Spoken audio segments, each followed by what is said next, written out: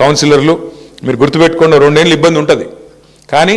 సినిమాల్లో కదా last hero వచ్చినట్టు మళ్ళీ కేసీఆర్ గారు 2 ఏళ్లలో వచ్చేస్తాడు లేక 3 ఏళ్ళు మళ్ళీ మీరు లాస్ట్ టర్మ్ మాత్రం last part of your term అంటే చివరి దశ 3 ఏళ్ళు మాత్రం బాగుంటుంది ఇంటర్వెల్కి ముందంతా వాళ్ళు ఇంటర్వెల్ తర్వాత మనం ఇంటర్వెల్ తర్వాత అంతా మళ్ళీ మన స్టోరీ స్టార్ట్ అవుతుంది ఇంటర్వెల్ దాకా ఏముంటాయి కష్టాలు ఉంటాయి కదా అవి కొన్ని ఉంటాయి ఇంకా మీకు ఫోన్లు వస్తాయి ఇంకా అను వచ్చేయండి మీరు వచ్చేయండి కాంగ్రెస్లోకి ఏం చేస్తారు మీరు ఆడుండి అభివృద్ధి చేస్తాం గాడిది గుడ్డు చేస్తామని చెప్తారు అభివృద్ధి లేదు ఏమీ లేదు వాళ్ళు దోచుకోవడానికి పుట్టినారు చూస్తున్నారు కదా మీ సంపత్ కుమార్ గారు ఎంత గొప్పోడంటే ఆఖరికి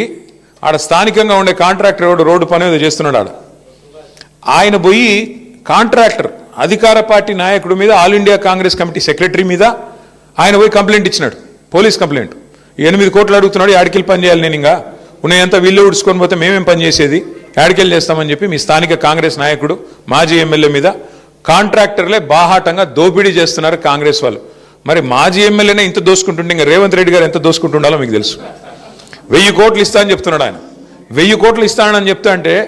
ఇంకా ఆయన ఎంతో ఎన్ని వేల కోట్లు వెనకాల వేసుకుని ఉండాలా ఈ 2 ఏళ్లలో కాబట్టి ఇవాళ జరుగుతుంది ఏంటంటే ఈ రాష్ట్రంలో దోచుకోవడం దాచుకోవడం కాంగ్రెస్ పార్టీ బ్రహ్మాండంగా అదే పనిలో ఉంది ప్రజలకు కూడా అన్ని బోధపడ్డాయి ఇవాళ ప్రజలకు కూడా అన్ని అర్థమైనాయి ఇంకా కాంగ్రెస్తోనే న్యాయం జరగదు కాంగ్రెస్